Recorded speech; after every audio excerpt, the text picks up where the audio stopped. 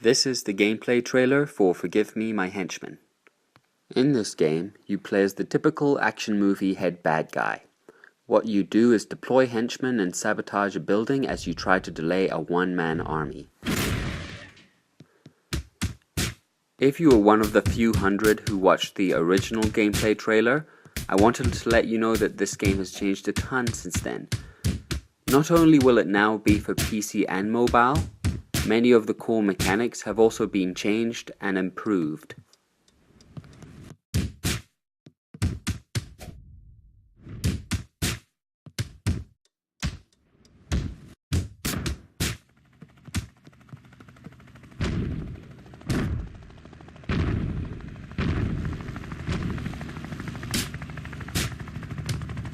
This level is the game at its most basic, so now I'll show you a more representative level.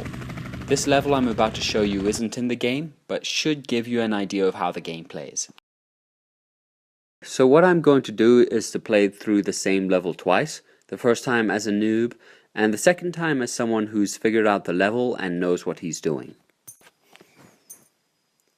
First up, I'll build some telemarketers. Telemarketers make me money. And if I put a motivational poster in the room, they'll make even more.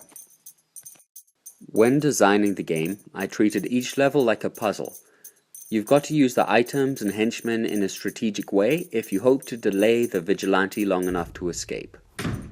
There are items that the vigilante can pick up which affect how he acts and what he can do.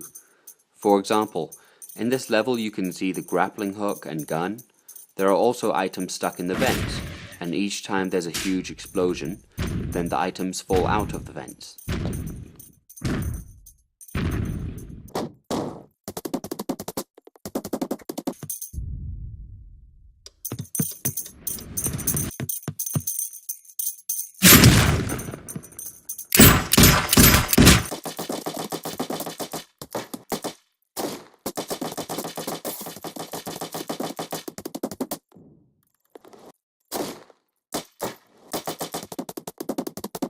So the hero is about to pick up the guns, and that means that most henchmen are screwed.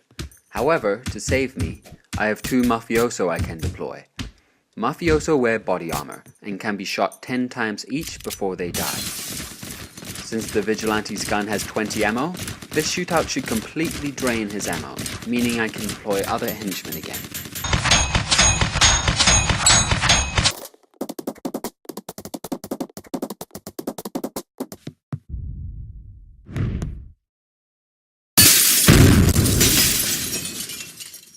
The vigilante picked up the gun which fell out of the vents, and since I have no mafioso left to deploy, I am powerless against this guy. I also lack money because a while back he chased my telemarketers away and I never replaced them. The vigilante will always shoot barrels if he has ammo in his gun. Why? Because what kind of action hero would he be if he didn't shoot the barrels? Let's try this again.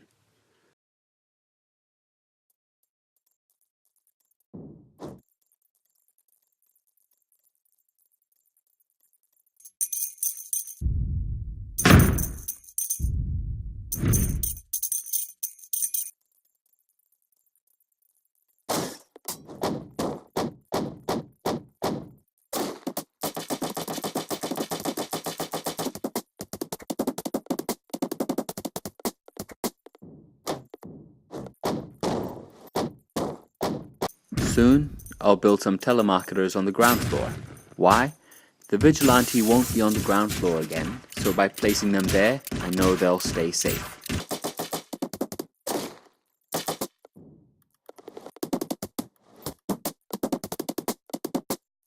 The big change I'll be making is where I place the explosive.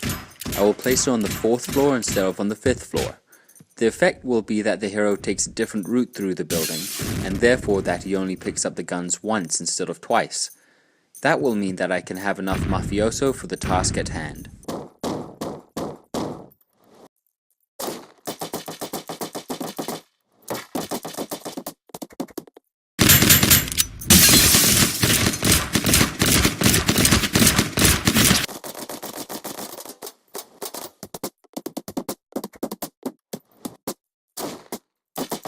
The vigilante won't shoot the barrels anymore because he's got no guns left.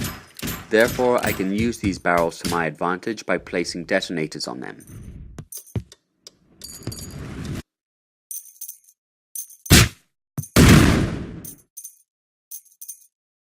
And that should be enough. I've done enough this time for the crime lord to escape.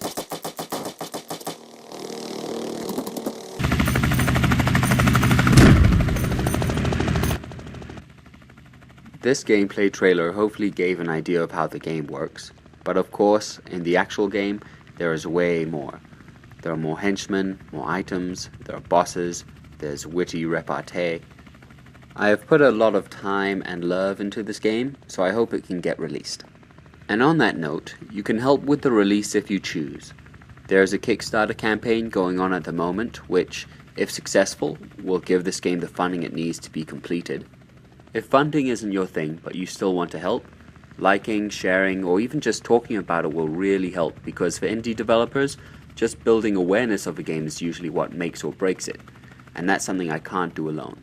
If you're not up to do any of these things and just came to watch a gameplay trailer, that's okay too.